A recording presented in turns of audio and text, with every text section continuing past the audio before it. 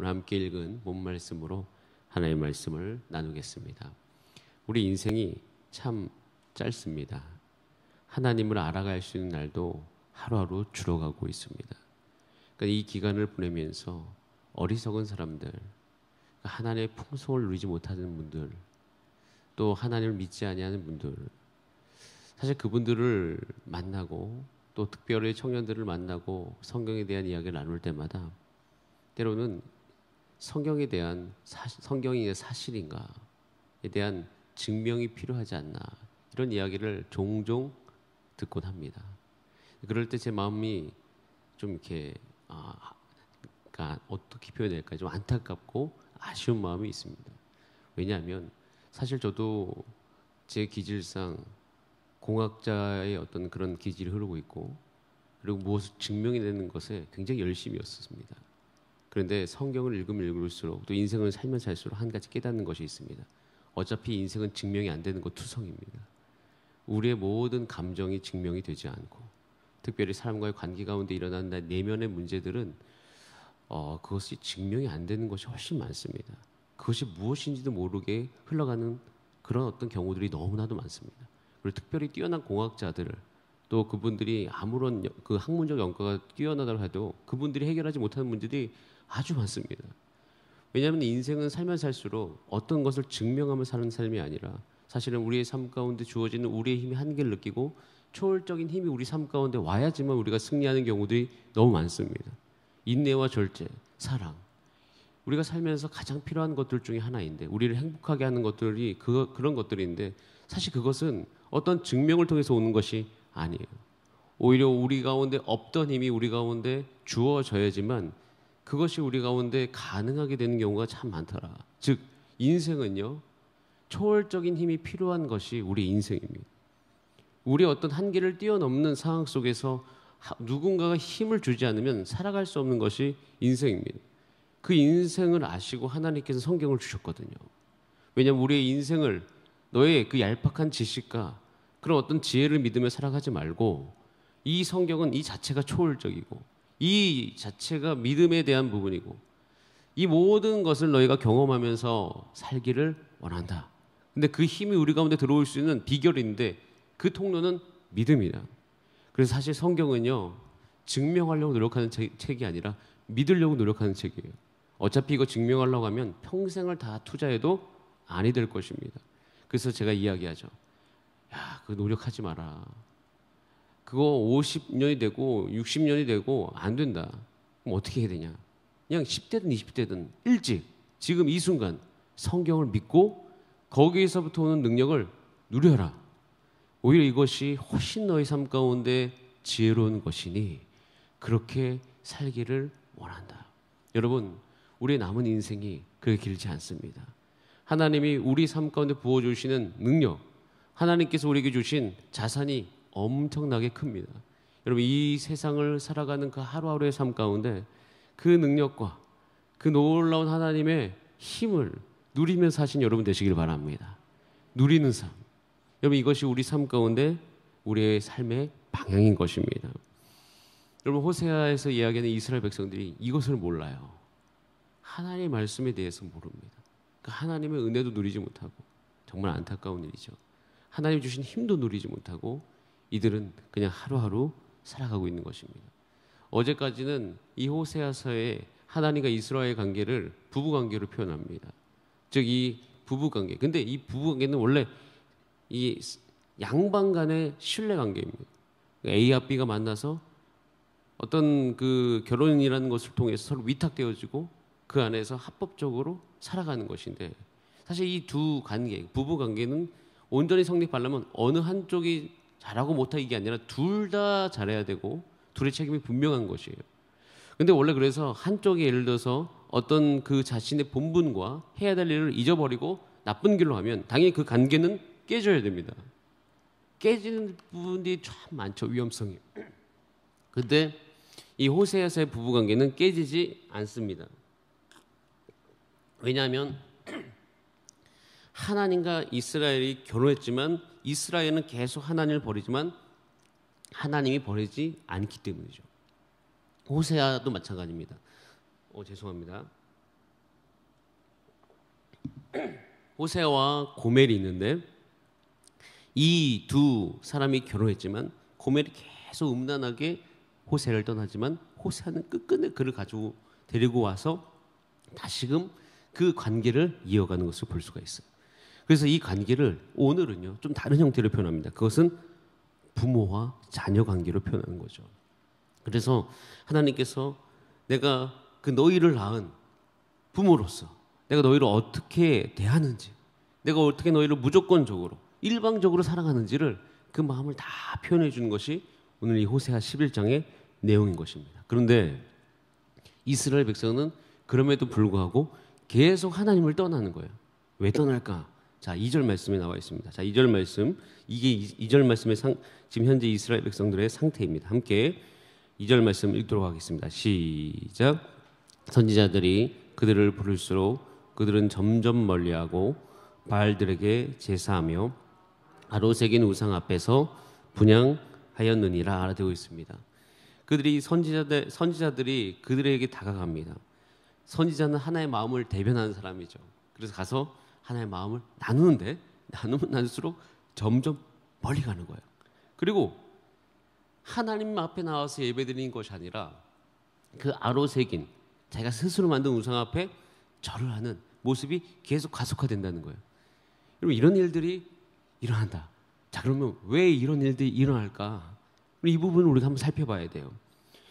우리 하나님의 백성의 싸움 중에 가장 큰 싸움은 정체성의 싸움인데 이게 아주 시작부터 잘못되었다는 것이 오늘 본문에 나와 있습니다. 자, 1절 말씀입니다. 1절 말씀이 이렇게 되어 있어요. 이스라엘이 어렸을 때, 중요한 말입니다. 어렸을 때 내가 사랑하여 내 아들을 애굽에서 불러내었다. 어렸을 때라는 것은 히브리어로 나으르, 아무런 도움이, 그러니까 아무런 힘이 없을 때, 도움이 온전하게 필요했을 때. 근데 이 도움을 받은 사람은 사실 이거 잘 몰라요. 자녀들이 태어나자마자 1살, 2살 때를 잘 기억 못합니다. 마찬가지로 이스라엘도 어렸을 때 하나님이 그들을 사랑해서 그들을 애굽에서 불러내었어요. 아무것도 못할 때, 아무런 것을 할 수 없을 때. 근데 이들이 이제 커가기 시작하죠. 이런 부모의 자녀 양육의 목적이 독립입니다. 이 자녀를 잘 양육해서 잘 독립시키는 거예요. 이것이 우리 부모 이 양육의 목적이듯이 하나님도 사실은 이 목적을 갖고 계시거든요.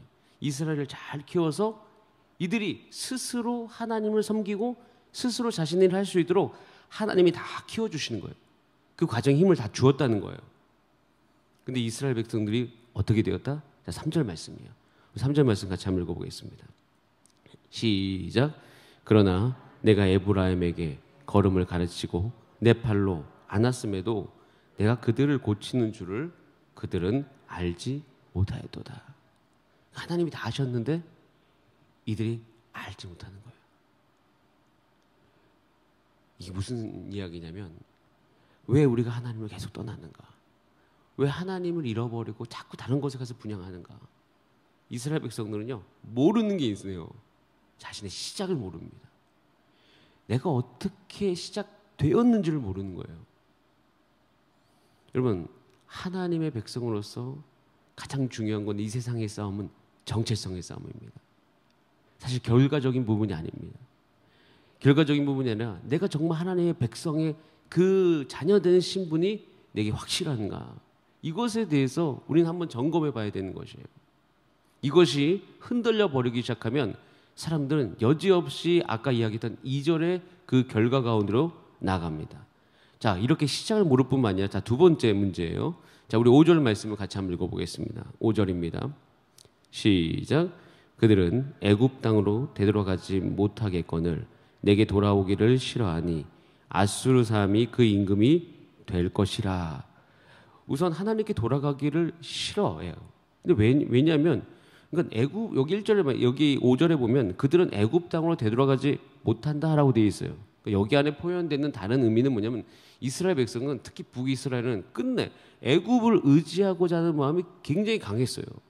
이스라엘 백성들이 광야를 걸을 때도 똑같거든요. 이스라엘 백성들이 홍해를 건너고 나서 광야를 걸었는데 그때도 그 중에 사람들은 애굽으로 돌아가려고 했습니다. 자, 왜 애굽으로 돌아가려고 할까요? 그러니까 애굽으로 돌아가고자 하는 마음이 계속 그 안에 있다라는 거예요. 이것이 로마서에 분명히 나와 있습니다.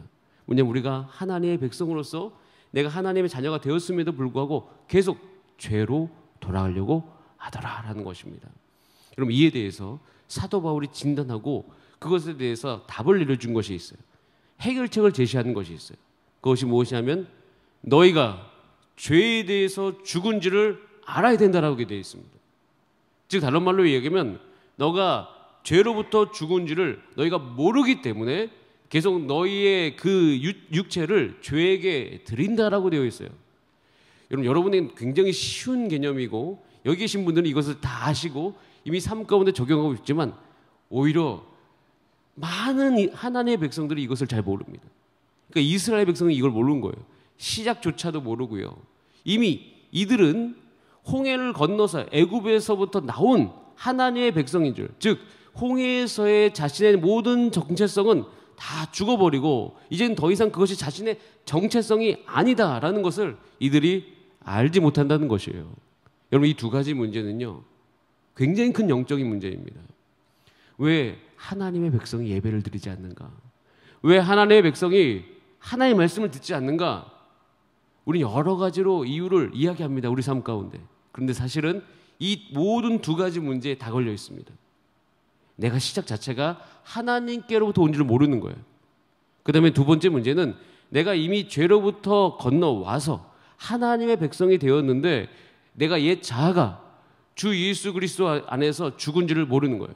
그러니까 십자가를 바라보면서 십자가를 어떻게 생각하고 있냐면요, 내가 죄를 져요. 그러면 그 죄를 그 순간 없애는 효과만 있는 줄 알아요. 이것이 아닙니다. 이건 큰 오해예요. 성경에서 분명히 이렇게 얘기합니다. 예수님이 십자가에 못 박혔을 때 우리가 어떻게 했다? 우리도 같이 못 박혔다고 되어 있어요. 근데 같이 못 박힌 것은 무엇이냐면 우리의 옛자, 나의 죄된 자.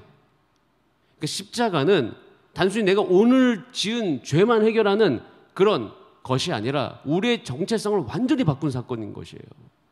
나의 옛 자는 죽었고 이제는 예수 그리스도 안에서 새로운 피조물이 된 줄을 모르는 거예요. 사도 바울은 이야기합니다. 누구든지 그리스도 예수 안에 있으면 새로운 피조물이라 이전 것은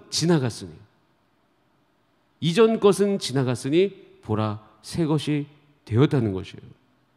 그럼 이스라엘 백성은 이게 모릅니다. 그럼 영적으로 이것을 깨닫지 못하면 모든 것에 문제가 되어집니다. 내가 왜 기도가 안 되지? 내가 왜 말씀을 읽지 못하지? 내가 왜 하나님을 향한 갈급함이 사라지지? 왜 내가 하나님께로부터 다 받았음에도 불구하고 왜 하나님 앞에 나아가서 감사하고 예배하지 못하고 다른 신에게 분향하지? 모르는 거예요. 자, 그렇게 되면 결과가 7절이에요.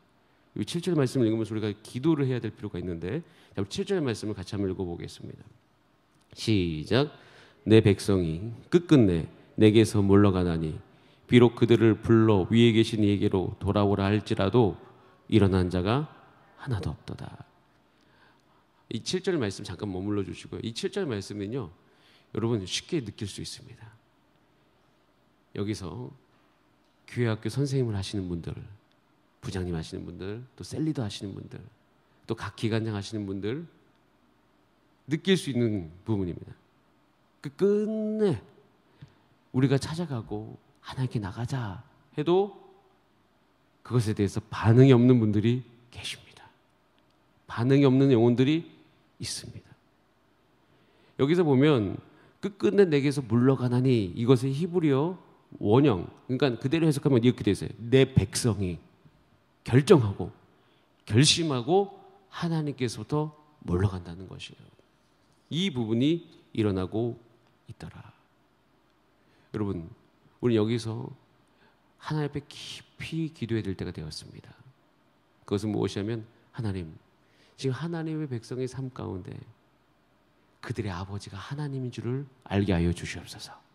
그리고 나는 죽고 내가 새로운 피조물이 되었음을 알게 하여 주시옵소서. 저는 지금 이 시대에 특별히 새벽 예배 나오신 우리 성도님들 가운데 오늘 같이 하나님 아버지의 마음을 나누고 싶은 것은, 여러분 지금 하나님께서 우리를 기도의 자리로 부르고 계신 줄 믿습니다.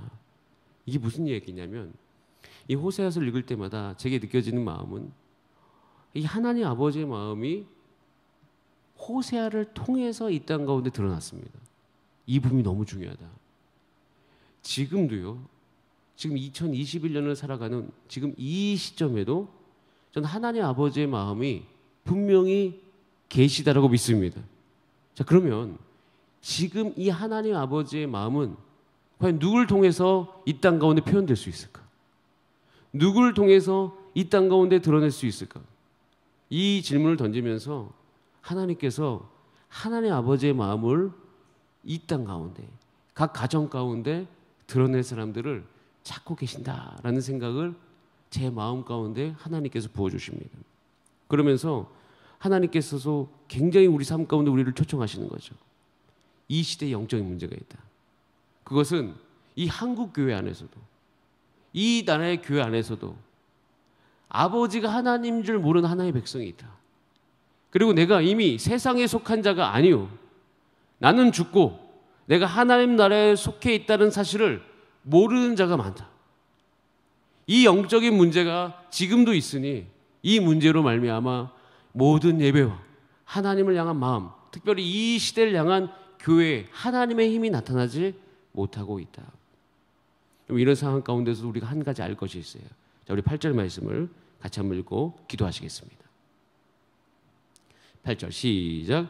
에브라임이여, 내가 어찌 너를 놓겠느냐? 이스라엘이여, 내가 어찌 너를 버리겠느냐? 내가 어찌 너를 아드마같이 놓겠느냐? 어찌 너를 스보임같이 두겠느냐? 내 마음이 내 속에서 돌이키어 나의 국률이 온전히 불붙듯 하도다. 이 8절의 말씀이 여러분에게 별표가 치워졌으면 좋겠습니다. 하나님 아버지 마음이거든요. 내가 어찌 너를 놓겠느냐? 내가 너를 어찌 버리겠느냐? 너희가 그렇게 나를 섬기지 않고 그렇게 그 상황 가운데 가도록 내가 어찌 두겠느냐? 그러면서 정말 하나님 아버지의 마음을, 심장을 내어주시 표현한 것이 뭐냐면 나의 긍휼이 불붙는 타도다. 하나님이 이스라엘 백성을 향해서 이 백성을 회복시키고 싶은 이 마음이 불붙듯 하고 있다라는 것이에요. 이 마음이 여러분 우리 마음 되기를 간절히 원합니다. 우리가 기도할 때 특별히 하나님의 백성으로서 이 마음이 우리 가운데 느껴지도록 기도하시는 여러분 되시기 바랍니다. 하나님 지금 사람을 찾고 계셔요. 나의 마음을 이 땅 가운데 표현할 사람들. 지금도 딱 그 시기인 것 같습니다. 코로나 시기가 위드 코로나 시기로 바뀌고 2022년 하나님께서 다시 한번 회복의 시기로서 우리를 이끌고 계십니다. 이때 우리 마음이 가운데 부어져야 될 것은 이 호세에게 부어주셨던 하나님 아버지의 마음인 줄 믿습니다. 포기하지 아니하신 하나님. 우리의 상태를 정확히 진단하시지만 그 진단 가운데 그들을 내버려 두심이 아니요 오히려 그들을 끌고 다시금 하나님의 은혜 가운데로 부르시기로 하신 하나님의 아버지의 마음.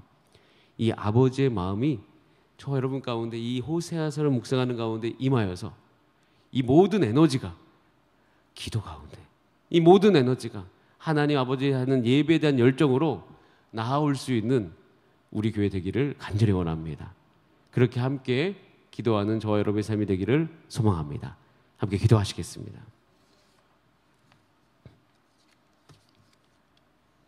여러분, 우리 가운데 확신이 필요합니다.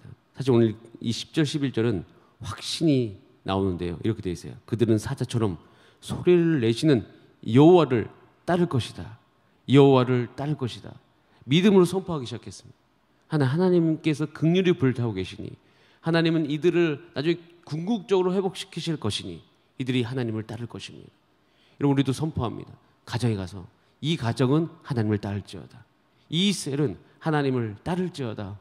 이 모든 학생들 다음 세대는 하나님을 알고 하나님을 따를 것이라. 하나님, 이 마음이 우리 가운데 있어서 하나님 우리가 다시 한번 주 앞에 간구하는 우리의 삶이 되게 하여 주시옵소서. 우리 함께 주여 한번 부르신 다음에 합심으로 기도하시겠습니다. 주여,